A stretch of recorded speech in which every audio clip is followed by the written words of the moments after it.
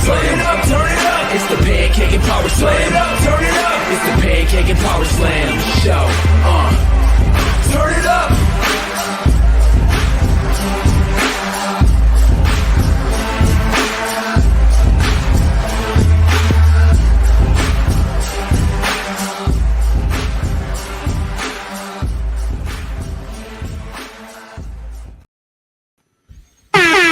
What's going on, everybody? This is Dr. Chris Featherstone. It is time. Yeah. It is time to have a good time. Have a good time. Have a good time in the happy nation. It's time. Have a good time. Have a good time with the happy nation. Have a good time. Have a good time. Have a good time with the happy nation.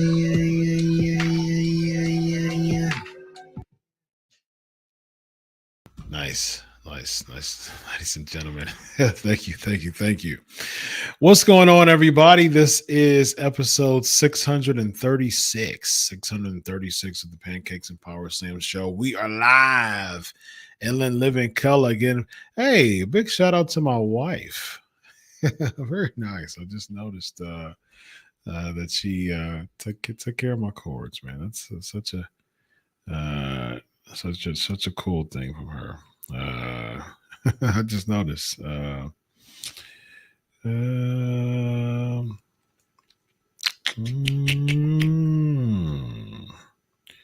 sending her a message now.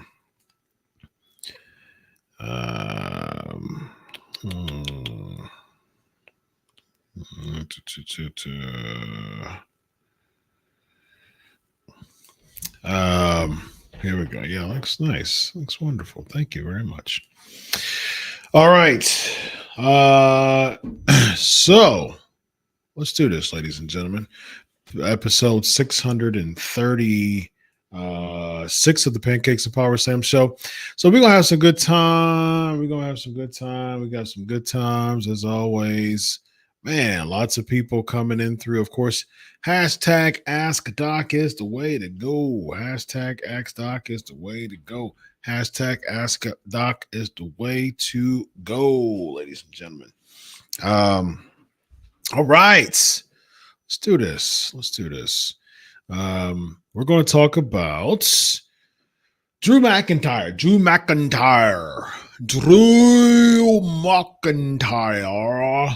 and how Drew McIntyre should win. I mean, should win the whole thing. He should win the World Heavyweight Championship. I will get to the PNP chat here in a moment. But yeah, he should be World Heavyweight Champion. And why should he be World Heavyweight Champion? Because he continues to put people over and make people look like stars. And while he's a big 6'5", 6'6", mad Irishman who loses to people who are smaller than him and shorter than him all the time. I mean, like if there's anyone who looks legit, who looks like they can legit take care of anyone in the back, or at least most people in the back, it would be Drew McIntyre.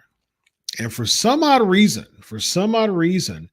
Drew McIntyre is the only person, one of the only people who have that main event slot. Kevin Owens is like starting to be like this too over the years, but at least he had his reign wasn't that long either, because he won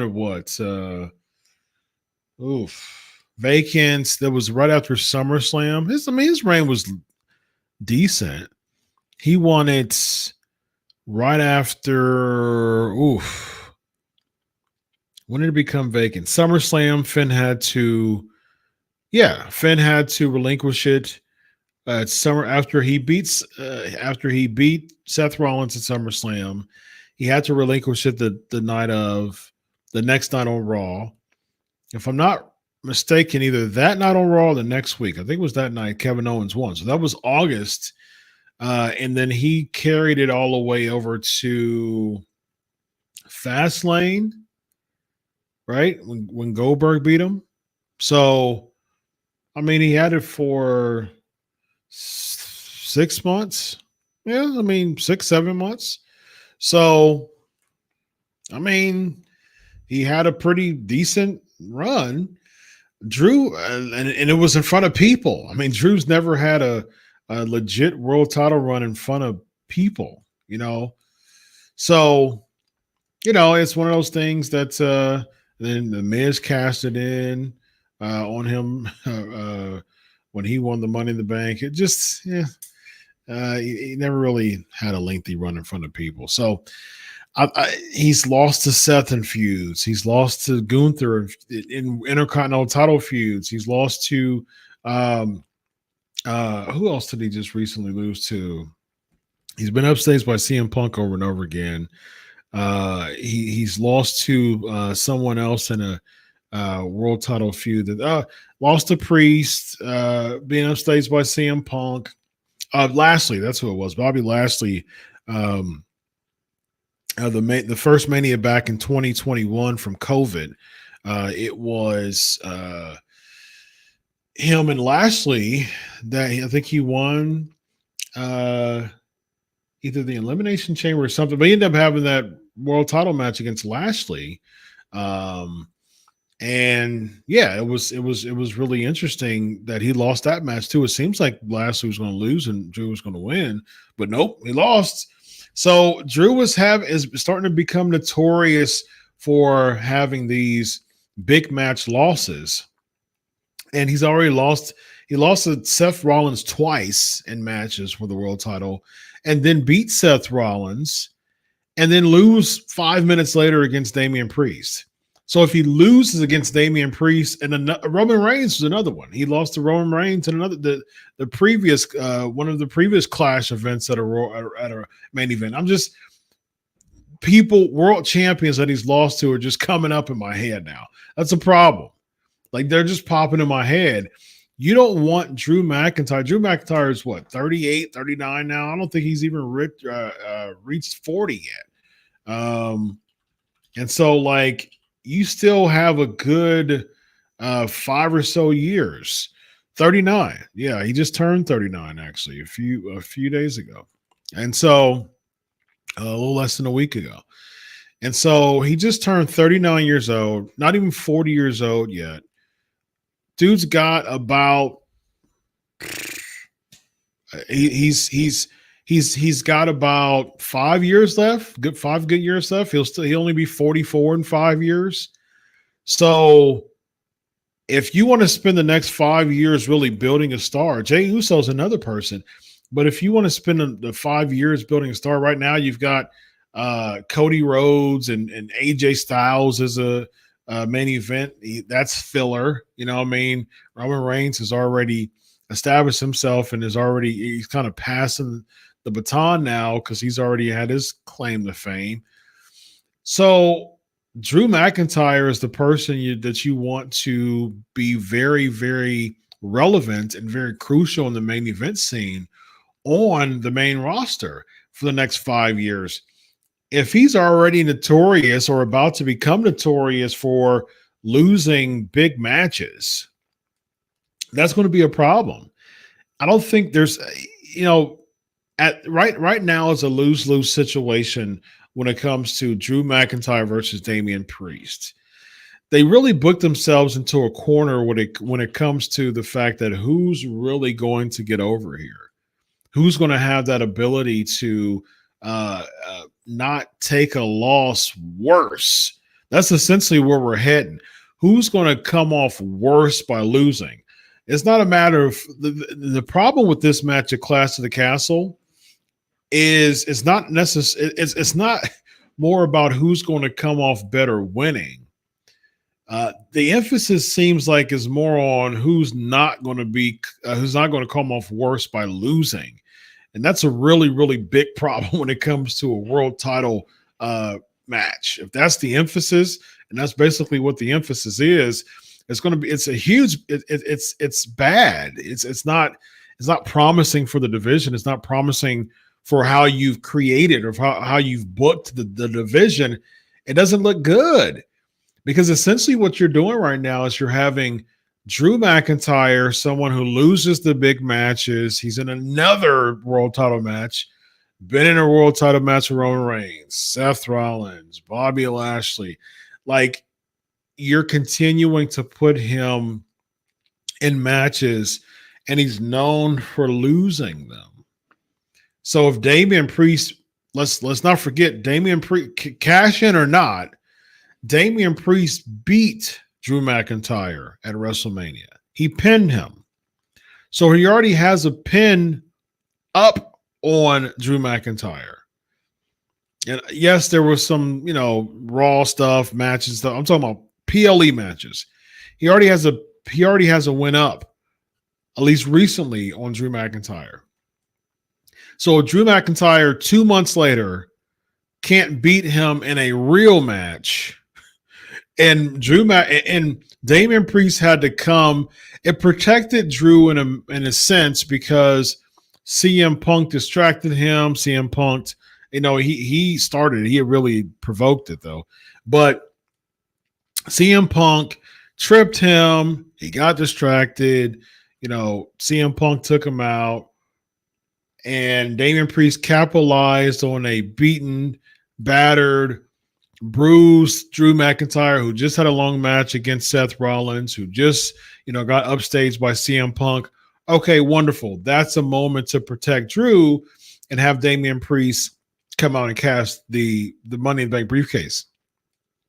So you're coming to tell me that 2 months later, there's no other match, there's no CM Punk, basically adding insult to injury as far as just the battered and bruised Drew McIntyre from a long match. It's just simply Damian Priest versus Drew.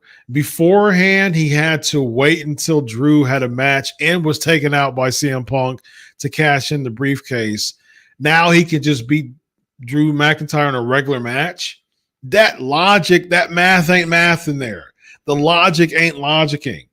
To say that Drew McIntyre can lose against Damian Priest. Damian Priest can beat Drew McIntyre.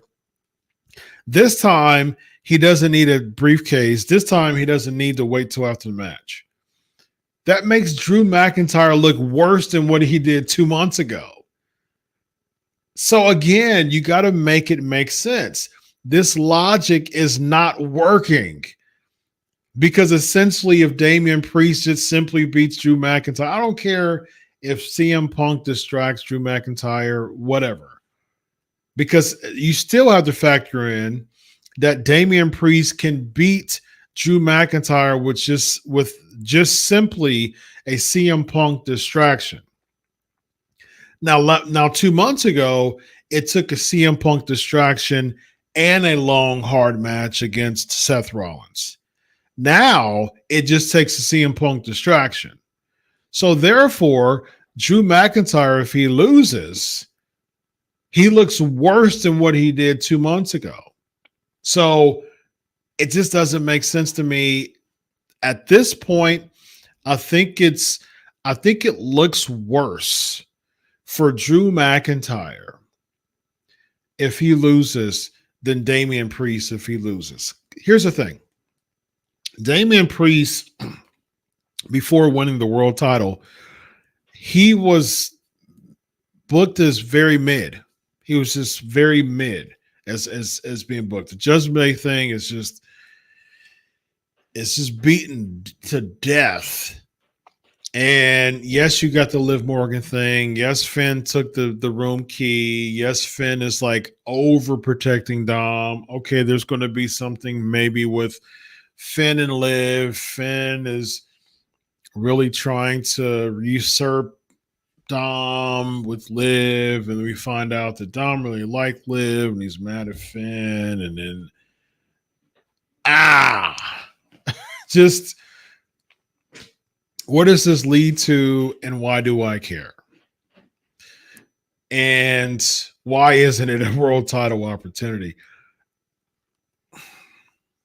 I mean, so what, man? So what? And so at the end of the day, he's playing damage control to Judgment Day, who loses match after match after match, who is being upstaged by Liv Morgan. She's more over than the Judgment Day right now because of what she's doing. Damian Priest continues to be a part of the Judgment Day.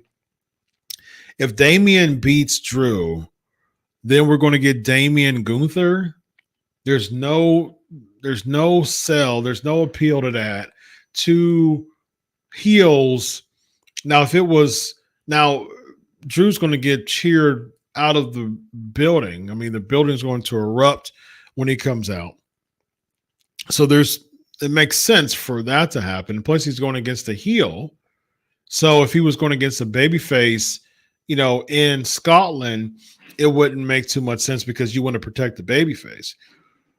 But it makes sense. I mean, Damian Priest is a heel. Drew's going to be the babyface in Scotland, so therefore he's going to go against Damian Priest. And also add, why in the world would you want to have Scotland pay all this money for these tickets and have a time of their life that they'll never end by having Damian Priest out of anyone? Now, I like Damian Priest. I think he's money. I think he looks like a star. He's been booked horribly. So the perception is definitely the reality when it comes to Damian Priest. He definitely has not been booked the way he looks. So therefore, he doesn't look as strong as what he should be. So that hurts him substantially as far as just the perception of him. But at the same time, it's like, man, if Damian Priest loses, okay, he goes right back to Judgment Day stuff. I mean, it doesn't have that much of a blow for Damian Priest if he loses. It has much more of a blow if Drew McIntyre loses, because now he's become notorious for losing big matches for the title. So therefore, you don't want Drew McIntyre to lose. And then, like I said, you got a Scotland crowd, you've got a Glasgow crowd and surrounding spaces that is ready to have this moment be a lifetime feel, a lifetime celebration of Drew McIntyre winning the World Heavyweight Championship. And it gives the World Heavyweight Championship an opportunity to main event the show, because you're supposed to somehow make the World Heavyweight Championship look equal to the WWE Championship, but it hasn't. So this gives the World Heavyweight Championship an opportunity to actually look equal to the WWE Championship. So all signs are pointing to the reason why Drew McIntyre should win the World Heavyweight Championship at Glasgow, Scotland's Clash at the Castle, ladies and gentlemen. All right, here we go. You know what time it is. It is, you know what? I think I want to do this. I think I want to do this. I think I want to do, yeah, here we go. It is time for the question game.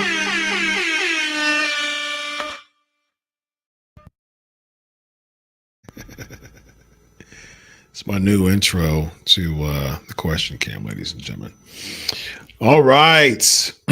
Let us go. The People's Wrestling Channel said that The Rock is injured. What is the injury? It's unfortunate to see that. What's the injury, man? People's Wrestling Channel also says, do you think the Ricochet goes to AEW? He would be, as Randy Orton would say, stupid if he did. He would get a month's push, then lost in the shuffle, just like the rest of the roster. So here's the thing when it comes to that. I do think that he will go to AEW. I do think that he is looking at the money. I'm sure that the money is significantly better in AEW than it is probably with the deal that they're probably trying to offer him or tried to offer him in WWE. So for that, that's a better business move for Ricochet. So I mean, you can't blame him for that. That's a win for the Ricochet, for the Ricochet, ladies and gentlemen. It's the Ricochet. For Ricochet, it's a win for Ricochet.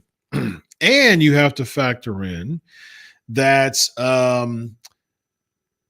he's trying to recreate the Ospreay match that he had some years ago that went viral. So he's trying to recreate that moment. So he's going to recreate the moment. That's what he's going to do. He's going to recreate the moment with Will Ospreay, and he is going to make a lot of money doing it this time. He's going to have a bigger platform, and he's going to make more money doing it. So I mean, can you get mad at him? He's going to want to do flips and kicks again.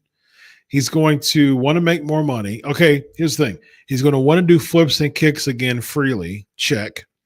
He's going to want to make more money. Check.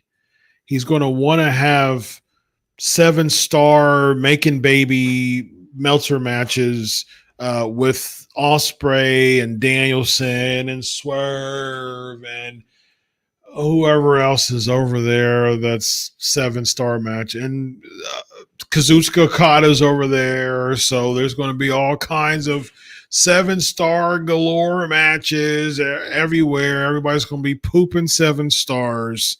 And in the realm and the world of pro wrestling marks, whether you're sitting on the crowd or sitting backstage, that is exactly what you're looking for. You're looking to be 7-star, baby. 7-star stamp of approval. 7-star stamp of approval, ladies and gentlemen. That's what they're looking for. So win across the board when it comes to Ricochet. Can you be mad at him, man? Business-wise, can you be mad at him? No, you really can't. You really can't. Thoughts on Cody buying a ring for soft ground Uganda wrestling, things like that proves he's not a star. You wouldn't see Rock and Reigns lord himself to doing that. Yeah, I really don't care about that. Soft ground Uganda, Unganda. I think you meant Uganda wrestling. Yeah, I mean, I really don't have much anything. Can I send you a tracking number? Yeah, I'll do that, man. Message me about that stuff. Yeah. For anybody who wants, shirts, that's Randy. Randy's shirts are on deck. That stuff will come. Yeah, just message me. And as Randy is showing, you will get your shirts. Absolutely. Tony Khan's tweet about being a sicko,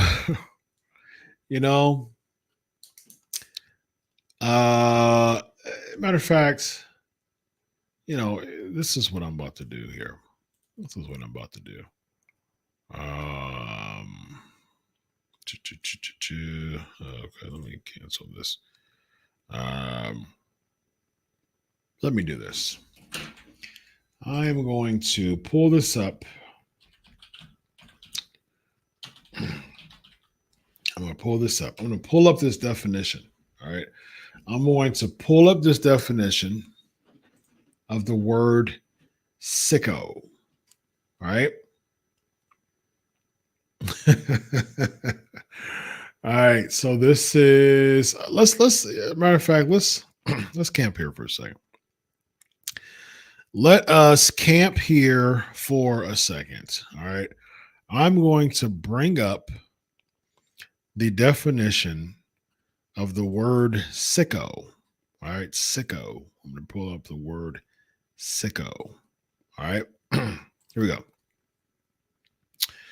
Sicko. Let me enlarge this for the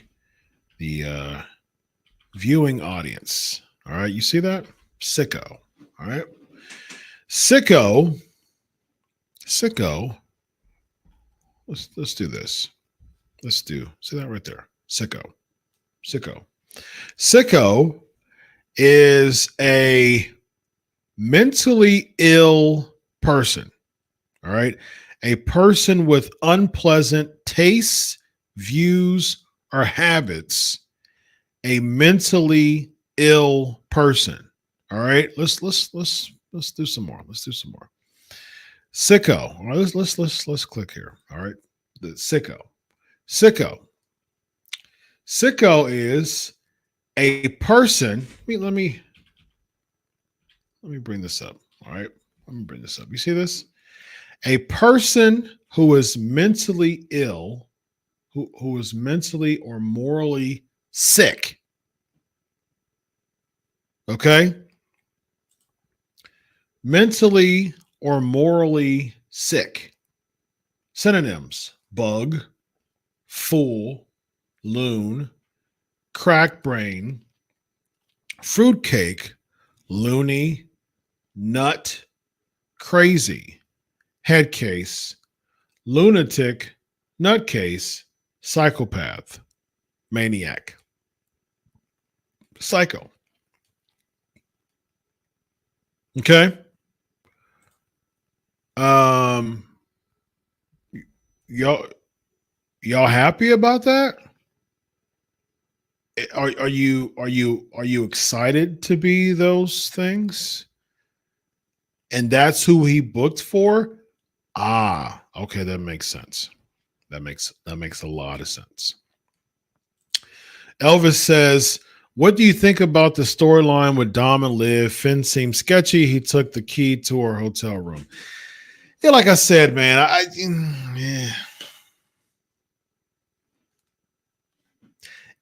you gotta make it make sense, man. I mean, like, you got to make the payoff better than the drama that comes behind the payoff. I mean, that's essentially what you got to do. You got to make it better than the drama that comes behind the payoff. If the payoff is a dud, everything that led up to it is worthless.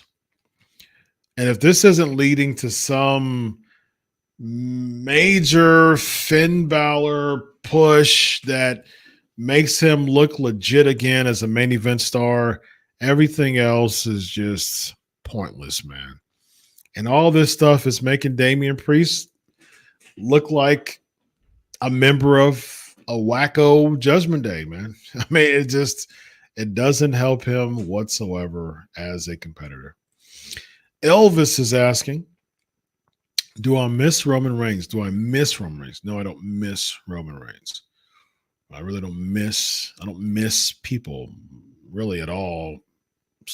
Like, my thing about missing is I enjoy people's presence. So missing someone in front of them is emphasizing more about what I felt than what I feel. Like I feel that I enjoy your presence. Now, could I have missed you? Perhaps. I mean, like, if I missed your presence, if your presence is overall worth missing because I like it, I enjoy it consistently, cool. I would miss that. But I think my wife, she says that a lot, and I love her for it. It's so cute. Receiving it is cute, but I enjoy her presence, And so like I emphasize more to people. I mean, with anyone, I emphasize more of I enjoy someone's presence. Do I enjoy when Roman Reigns is on SmackDown? Yes. Do I miss him being on SmackDown? Yeah, I mean, I don't, I'm not invested in Roman Reigns too much as a person to miss him. I mean, you know, out of sight, out of mind when it comes to Roman Reigns. I do think his presence is missed as a whole. Yes. Do I miss him? No, no. Humble, what's up? How do you feel about wrestling lacking creativity? Oh my gosh. How much time do we have? That's essentially gosh, I mean that's an entire episode in and of itself. I mean, like it's just yeah, that's a lot. I think let me give you the Cliff Notes version of that. The Cliff Notes version of that is that pro wrestling is lacking creativity because we have reached a highly emphasized culture, pro wrestling culture of culture is period. I mean, this is 2024. This is the new norm when it comes to media, content creation, man, content creation, content. That's how you feed the beast, man. The media beast is fed. It's greedy, it's hungry, it's gluttonous. And in order for us in the media and content creation business, whether big or small, big WWE, small me, regardless of what size you're at, the the method, the formula is to feed the beast until it's you gather enough of people to support the beast being fed. But guess what? You still gotta feed the beast. Regardless, that beast never is satisfied. That's the reason why you still have people with 1, 2, 3, 4 million, followers still shelling out content left and right. 3 and 4 videos a week. If I had the time, I would do that. As a matter of fact, man, if there's someone, so I actually want to make these more bite-sized as far as, like this stream, this is PNP, man. This is live streaming. This is what PNP is all about. And here's the thing, I would live stream more. There's so much to talk about in the pro wrestling field, in the pro wrestling arena. There's so much to talk about, but I only have this time frame to do it because my schedule is so full, throughout the week with having 3 jobs. So if I had more time, I'd feed the beast because I know that that's the formula. I mean, that's the reason why I need y'all's help so much to help me feed that beast by liking, by sharing, by subscribing, by leaving a comment on, the video when you watch it after the show's over. Everybody who's live right now, go to the video and leave a comment. That helps the algorithms boost. I give you the content, you help push the content. That's how that's how YouTube channels become successful. Both creator and consumer both have a role to play. Me being the creator, I give you the content. As the people on here live, great number, thank you very much. As the people in the chat, great comments, thank you very much. But guess what? I need y'all to push this. So that's what helps the algorithms. WWE, they have 10 million, followers on Twitter, right? Or not Twitter, but YouTube. They have 100 million, right? Something like that. Yeah, 102 million subscribers. 102 million subscribers WWE has. That's a ton of money that they're receiving from ad revenue. So 100 plus million subs. They're still shelling out a ton of content. Why? Because if you feed the beast, then you produce videos, then that boosts up their algorithms. Then that puts in suggestions and make you in suggestions. Then that causes people to click on the content and watch the content. And guess what is in the middle of that video? Ads. Guess what you get by said ads on the video? Revenue. So that's how they make money as well. That's how they do what they do. Can sex appeal come with some substance? Yes, absolutely. I mean, it should come with substance all the time. It shouldn't just make people look whorish just for the sake of it. I mean, if there's like some Easter eggs, some breadcrumbs that leads us to something. Like for instance, like think about it. Like here's an example of that, Humble. Yesterday on Raw or Monday night on Raw, you had this key gimmick. You had this key to the room gimmick. Liv gives Dom the key to the hotel room. You're calling her mommy, someone who's going to call you daddy, blah, blah, blah, blah, blah, blah, blah, blah. So this leads to a key, Dom putting the key on the table on the 18th backstage segment, because they have like 29 per episode now. So within the Judgment Day alone, not just backstage segments, they have about 48 of those, but 29 of those are Judgment Day segments. All right. So that's basically where we're at now with Judgment Day. So like the 8th of the 29th. So Dom puts it on the table. They do everybody come together. Finn, who's the most talkative about all this, slides the key in his self. There's nothing that comes out of that. You can't stay. You're not going to stay in you're not going to stay in the Toledo hotel for a week. So you're not going to be in Toledo next week. So nothing came out of that. Nothing came out of that whatsoever, except for Finn taking the key. Why did he take the key? Did he take the key because he's in this whole thing? But we wouldn't know, because no one knows if he went to the hotel, and we won't know because you're only going to be there for a week. So it just made her look slutty for no reason. Make something out of this. Carlito should have taken the key, and he's still trying to get into the Judgment Day, but not a part of the Judgment Day. He's not closely affiliated. I mean, he's not directly a member of the Judgment Day. He's kind of doing what he's doing. He takes the key. He even said that was cool. He takes the key. He slides up to Liv Morgan's spot.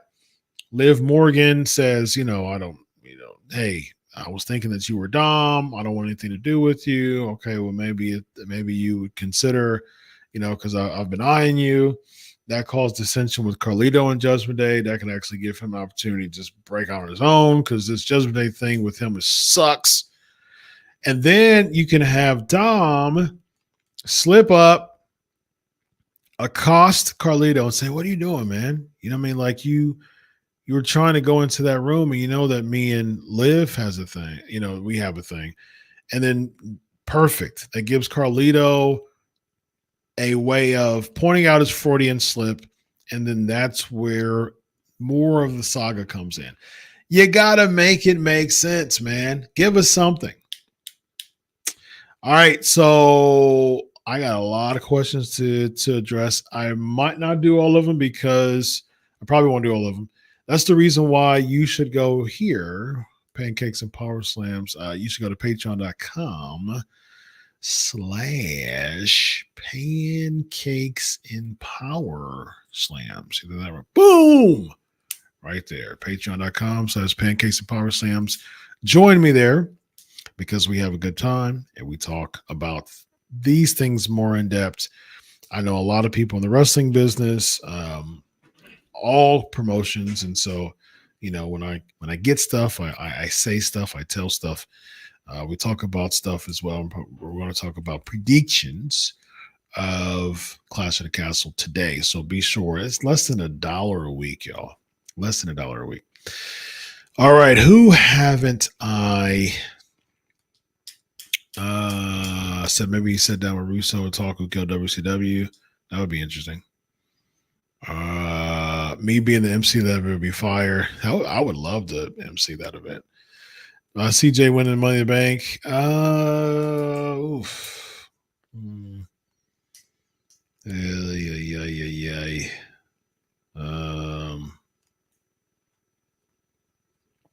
Sure, but he's cooled off so much. All right, let's see who haven't. Michael's in the building. What's up, my man? Next week's coming attracts of part 3 of Who Killed WWE focuses much on Vince Russo. I'm sure that I will be asked to ask Vince Russo questions about that. So, indeed.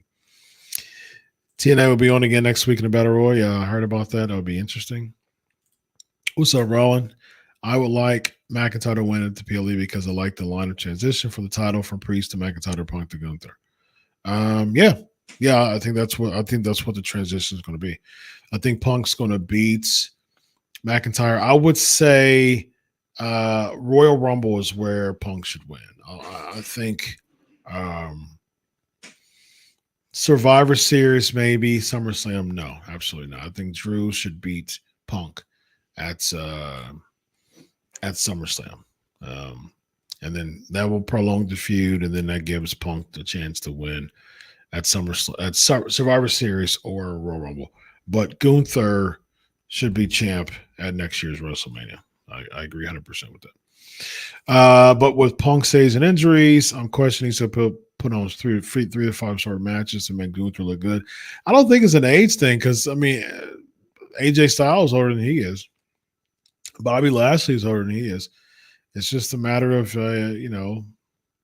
being in athletic shape, man. And he's injury prone, unfortunately. So that's oftentimes a challenge to get back and to get heavy in the gym, man, and eat, work out, do all that you need to do. He knows how to do all this stuff, man. He just, right? You don't have to, he's 46, about to be 46. There's people older than him that's in the pro wrestling business now that are doing well. Because the Punk says I would give him a short reign, just says they repeatedly gave Lashley short reigns. I don't think Lashley should have had the short reigns. I think that Lashley was wonderful, but they really never know how to consistently book Bobby Lashley, unfortunately. What's up, Aaron? WWE is always talking about a new era and the changes Triple H is doing, so why couldn't they send Ricochet off better? I think they should destroy him. There's no need to send someone off good. You had an opportunity to re-sign a contract. You decided not to. There's no need to protect you. If you're a top star, maybe because you've given so much to the business, you've caused a lot of ratings, you've caused us to be very successful in many ways. Okay, I can understand that. But nah, man. Ricochet's been a mid-carder just mostly all of his career. Well, why are we protecting him? It's at the expense of Braun Breaker, who we're trying to push. That doesn't make sense. Injured his elbow, filming his latest movie. When someone's jacked up like that, you gotta be You got to be careful, man. Can I do a Tony Atlas impression that intro with you use for a question? I might consider that next week. Loving the poetry. Thank you very much, man. Yeah, man, it's a vibe, man. It's fun. It's exciting. I love, podcast aesthetics is huge for overall presentation. So the question cam having a whole vibe to it, main cam having a vibe to it, this side having a whole vibe to it with Bob Ross right there chilling. I mean, it's all about presentation, man. That's a huge part of podcasting, and I spent a lot of money and put a lot of time in doing this, man. Thank you so much. See, stuff like I'm a words of affirmation guy. Stuff like this is I love it. I love it. This too. Very, very nice. Love it. So underrated. Thank you. I appreciate that much. What's your go-to summer food? The same the way it is every week. Salads, smoothies, and pancakes, ladies and gentlemen. Happy early Father's Day. Thank you very much. You sure can, actually. You know what? If anybody wants to vote for me as president, if your state has write-ins, tweet that to me. If I'm telling y'all, if y'all vote for me for president for November, if y'all put my name in a write-in ballot, and y'all take a screenshot and tweet me at Chris Prolific right there. That's my tweet. There's my or X handle. If y'all X me or tweet me a screenshot of y'all voting for me, in all PNP, we all come together and have a write-in for me. And if I get like a percentage, I would die happy. Like if me, right, like very bottom, very very small bottom percentage in the presidential list of percentages. Oh man, that would be the best thing ever, ladies. The best thing ever. Zubair, what's up?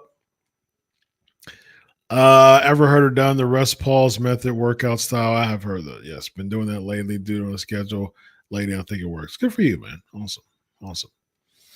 Roman's barely around long enough to miss him. True. As a matter of fact, it's been only 2 months since WrestleMania. There were times last year when it felt like there was consistently gone for months at a time. He was consistently gone for several months at a time. NGL around Zubair saying NGL, not gonna lie, around. Well, I abbreviate it for those who are not watching this live, but not gonna lie is what he said. Around 9 p.m. I end falling asleep with one thing from Raw lately. What can you say that made you almost fall asleep watching Raw lately? Or any memorable moments that made you sleep? I mean, I get paid to look at it, so it's work for me. So I won't fall asleep at work, and that motivates me to stay up. But man, I mean, almost everything on Raw causes me to fall asleep. The stretchy backstage segments, the Judgment Day segments, the 89.5 Judgment Day segments is just over and over and over. James, what's up? Now we know that Finn Balor took Liv's room key. Where do you see the storyline going? I mean, I talked about that.